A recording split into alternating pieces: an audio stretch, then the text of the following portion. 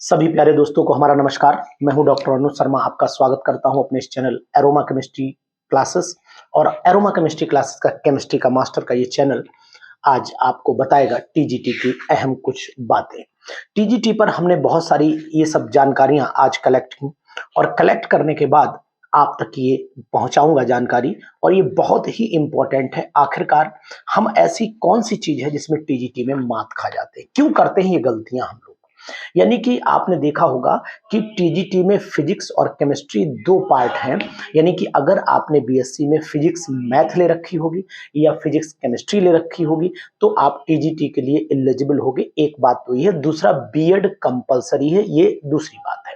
दोनों बातें आप पर फॉलो हो रही होंगी। अगर आपने जूलॉजी बॉटनी ले रखी है, जूलॉजी केमिस्ट्री ले रखी है, बॉटनी केमिस्ट्री ले रखी है, तो फिर आप टीजीटी बायोलॉजी के लिए एलिजिबल है, साइंस के लिए यूपी में एलिजिबल नहीं है।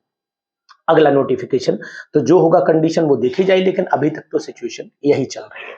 तो साथियों, हम बात करते हैं, आज हमारा जो टॉपिक है वो टॉपिक है कि आखिरकार हम लोग टीजीटी के पेपर में, अगर मैं आपको दिखाऊं तो मैंने ये विज्ञान का पेपर एक स्टूडेंट का मंगाया है और विज्ञान का पेपर आप देख पा रहे हो। मैं कोई भी बात करता हूं तो प्रूफ के साथ में करता हूं और किसी भी बात को मैं ऐसे ही नहीं बोलता हूं।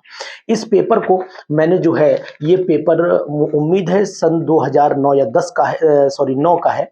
ये 2009 का पेपर है। 2009 के पेपर में जो क्वेश्चंस आए उनको मैंने स्टडी किया और समझा। 9-10 का पेपर मैंने देखा, उसमें जो मुझे क्वेश्चन समझ में आए, उसके बाद जो पेपर 21 में हुआ उसको देखा, उसके बाद जो पेपर 16 में हुआ उसको देखा। इन सबको पेपर को देखने के बाद मैं आपको जो सबसे इंपॉर्टेंट जानकारी देना चाहता हूं वो जानकारी ये है कि इन्हीं पेपर्स के हिसाब से मैंने ये क्लू पॉइंट भी बनाए, आपको दिखा देता हूं कि कौन कौन से। देखिए यहाँ पर लिखा है मैंने लार्जर पीके एसिड, वीकर एसिड, लार्जर, ये सब मैंने लिखा। इसके बाद यहाँ पर मैंने इंक्रीजिंग ऑर्गेनिक केमिस्ट्री का मैटर भी नोट किया अगले पन्ने पर। फिर मैंने ये देखिए एरोमेटिक जो आती है आपकी, उसका भी डाटा नोट किया। फिर मैं आपको बताऊँ, ये मैंने दूसरा प्रोटोफोबिक, प्रोटोफिलिक, ये सब चीज़ें नोट की। फिर मैंने यहाँ पर एमसीक्यूज भी बहुत सारे कलेक्ट किए। जो एमसीक्यूज मुझे इंपॉर्टेंट लगे उन एमसीक्यूज को मैंने नोट डाउन किया। हाइपर कॉन्जुगेशन, वाटर यानी कि वाटर के अंदर हाइड्रोजन बॉन्डिंग की कंडीशन, उसकी ये सब चीजें मैंने नोट की इनमें पन्नों में, और इनके कुछ आंसर्स भी मैंने कलेक्ट किए। इनको कलेक्ट करने के बाद जो मेरे सामने सिचुएशन आई वो ये आई कि मैं आपको सही सलाह दे दूं और आप वो बेहतरीन तैयारी कर लें। अधिकतर टीजीटी के जितने भी साथी हैं वो जो तैयारी करते हैं, उनकी कंडीशन और उनके दिमाग में एक बात जरूर चलती रहती है। वो ये बात है कि भैया हम सर ऐसा काम करें कि हमारा टीजीटी निकल जाए। तो और टीजी बोले कि टीजीटी का लेवल क्या है? बोले भाई साहब टीजीटी का लेवल तो 10th क्लास को पढ़ाना रहता है, 8th 9th 10th 6th 7th भी भेज देते हैं। तो आप ये मान के चलिए 6 to 10 आपको पढ़ाना रहता है। और 6 to 10 पढ़ाने का मतलब ये हो गया कि आपको 10th का आना चाहिए। तो 10th इसकी क्वालिफिकेशन, लेकिन ऐसा भी नहीं है। जब आपका टीजीटी का एग्जाम देने जा रहे हैं तो आपकी क्वालिफिकेशन क्या रखी गई? आपकी क्वालिफिकेशन तो ग्रेजुएशन प्लस बीएड रखी गई ना। तो यानी कि वो क्वेश्चन का जो लेवल उठा रहे हैं वो या तो स्टैंडर्ड लेवल होगा 12th के कंपटीशन का, और या फिर ग्रेजुएशन लेवल के भी कुछ क्वेश्चंस होंगे वहां पर। तो कहने का तात्पर्य है कि एक तो आप 10th बिल्कुल भूल जाइए कि मुझे 10th की कोई किताब पढ़नी, बिल्कुल नहीं पढ़नी। इसके लिए आप क्या करें, 11th क्लास की एनसीईआरटी को ध्यान से पढ़ लें केमिस्ट्री की और फिजिक्स की। इसी तरीके से 12th क्लास की केमिस्ट्री और फिजिक्स की एनसीईआरटी दोनों बेटर तरीके से पढ़ लें। एक बात तो ये दोनों का कॉम्बिनेशन में क्या मटेरियल हो सकता है। अब वो फिजिक्स वाले तो भाई फिजिक्स का बता पाएंगे, लेकिन केमिस्ट्री पर मैं आपसे ये चर्चा करूंगा कि अगर आपने केमिस्ट्री का कवरेज कस के कर लिया, आप ये मान के चलते हैं कि 125 क्वेश्चन है, तो केमिस्ट्री में 55 से लेकर 62 तक की जो सी चेंज है, मिनिमम क्वेश्चन 54-55 तो आने ही है, निश्चित है। कोई दावा इसमें करे ना करे, लेकिन 100% है। मैक्सिमम वो लिमिट उनकी जो है 62 से 63 तक जा सकती। फिलहाल आप ये मान के चलिए कि ऑन एन एवरेज आपको 56-57 क्वेश्चन मिल जाएंगे। 55 तो फिक्स है, 54-55 क्वेश्चन तो फिक्स है, आने ही है, लेकिन वेरिएशन आ सकता है, इस पे आप रोक नहीं पाओगे। 50% का स्लॉट देना पड़ता है। अब उसमें बहुत सारे लोग ये कहते हैं कि सिर्फ 54-55 आते हैं, लेकिन उनकी गलती मैं बता देता हूं, उन्होंने एटॉमिक स्ट्रक्चर के क्वेश्चन जो न्यूक्लियर फिजिक्स है उसके क्वेश्चन केमिस्ट्री में और न्यूक्लियर फिजिक्स में कॉमन है, तो वो लोग वो फिजिक्स में गिन लेते हैं, इसलिए उनको वो 54-55 दिखते हैं।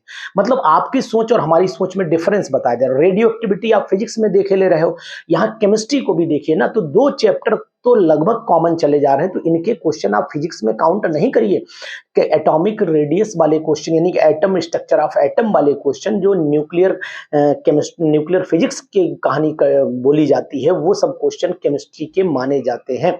लेकिन अगर मानते भी हो तो बुराई क्या है, कोई दिक्कत नहीं, मतलब ओवरऑल चैप्टर तो पढ़ना ही है, चाहे फिजिक्स में पढ़ो या केमिस्ट्री में पढ़ो। तो तात्पर्य क्या है कि आखिरकार कहां से हम इस चीज को उठाएं। तो मैंने आपको बताया कि पहले एनसीईआरटी के माध्यम को आप चुनिए, सबसे पहला काम यही करिए। दूसरा काम, आप सबसे बेटर तरीका बताता हूं कि आप ग्रेजुएशन लेवल में जो आपने केमिस्ट्री पढ़ी थी केवल वही, क्योंकि रेडियो एक्टिविटी अब आप ना इंटर में है, ना 11 ना 12, कहीं रेडियो एक्टिविटी नहीं, वो केवल बीएससी में आपने पढ़ी थी, तो उसको बीएससी से पढ़िए। रिएक्शन मैकेनिज्म को बीएससी से पढ़िए। इंटर की काम ना आ पाएगी, इंटर बेस तो है, निश्चित है, लेकिन जो क्वेश्चन का पैटर्न है, समझने का तरीका है, वो आपका 100% ग्रेजुएशन उठाएगा। एल्केन, एल्कीन, एल्काइन और एरोमेटिक कंपाउंड पर्टिकुलर अलग से आप नहीं ढूंढ पाएंगे। उसके लिए मैं आपको किताब बता देता हूँ, आईएससी की किताब, जो अगर पुरानी है, मेरे पास तो है, उसमें एरोमेटिक बिल्कुल अलग दे रखी है। आप जान लीजिए, पुराना सिलेबस आज से 10-15 साल पहले का सिलेबस उठाइए, आईएससी बोर्ड का 100% एरोमेटिक सेपरेट दी है, मस्त बिल्कुल रिएक्शन, चाहे वो बेंजीन की हो, चाहे टॉलिन की हो, चाहे क्लोरोबेंजीन की हो, चाहे नाइट्रोफिन बेंजीन की हो, फिनॉल की हो, बीडीसी की हो, एनिलीन की हो, बेंजल्डिहाइड की हो, बेंजोइक एसिड की हो, बेंजीन सल्फोनिक एसिड की हो, किसी की भी हो, सब बिल्कुल सेपरेट दे रखी है। तो अगर वो किताब मिल जाए तो सो फॉर गुड। और उसके बाद इन सब का कॉम्बिनेशन भी मैंने एक ग्रीन कलर की जो बुक है उस पर भी लगा रखा है, यानी सब मैटर को हमने कंपाइल किया, सब जगह से पढ़ा समझा, उसको एक जगह नोट्स के फॉर्म में लाए, वो चीज भी हमारे पास में अवेलेबल है, तो उसका भी यूज अगर आपको लगे उचित तो आप कर सकते हो, अन्यथा की स्थिति में कोई कंपल्सन नहीं है। लेकिन आप ये ध्यान रखिए कि केवल हाई स्कूल इंटर पर दिमाग टिकाए रहना ये आपके लिए ठीक नहीं है। बीएससी से भी कुछ पर्टिकुलर टॉपिक तैयार कर डालिए जो मैंने बताए हैं। अब खासकर इन टॉपिक्स पर, जैसे अब हम लोग 11th-12th वाले में, 11th वाले में मोल कंसेप्ट तो आप वहीं से पढ़ोगे, स्ट्रक्चर ऑफ एटम वहीं से पढ़ोगे, कोई दिक्कत नहीं। लेकिन जीओसी को, एल्केन, एल्किन, एल्काइन को, एरोमेटिक्स को, aldehyde, ketone, carboxylic acid, alcohol, phenol, ether, halo alkane, hello Erin, ये टॉपिक आपको ग्रेजुएशन लेवल से जाकर के पढ़ने पड़ेंगे, तभी आप क्वेश्चन को उठा पाओगे, क्वेश्चन को पिकअप कर पाओगे, अन्यथा की स्थिति में आप नहीं कर पाओगे। तो साथियों, इस बात का विशेष ध्यान दीजिए। मैंने इस पेपर को समझा और इस पेपर के माध्यम से मैं आपको यही बताने की कोशिश करूंगा, जो लेवल ऑफ क्वेश्चन है वो बात आप याद रखिएगा कि ये लेवल ऑफ क्वेश्चन आपका इस तरीके का है, जो जब तक आप ग्रेजुएशन टच नहीं करेंगे, ग्रेजुएशन के कुछ टॉपिक नहीं पढ़ेंगे, तब तक आप इन क्वेश्चंस को सॉल्व नहीं कर पाएंगे, क्योंकि थिंकिंग ऑफ क्वेश्चन वहीं से डेवलप हुई है और इन्हीं चीजों को मैंने देखा है। फिर भी अगर आप चाहते हो कि सर इसका कोई और रास्ता है, क्वेश्चन कहां से उठाए, तो मैंने इसके क्वेश्चन सबसे ज्यादा कहां देखे हैं बताऊं आपको।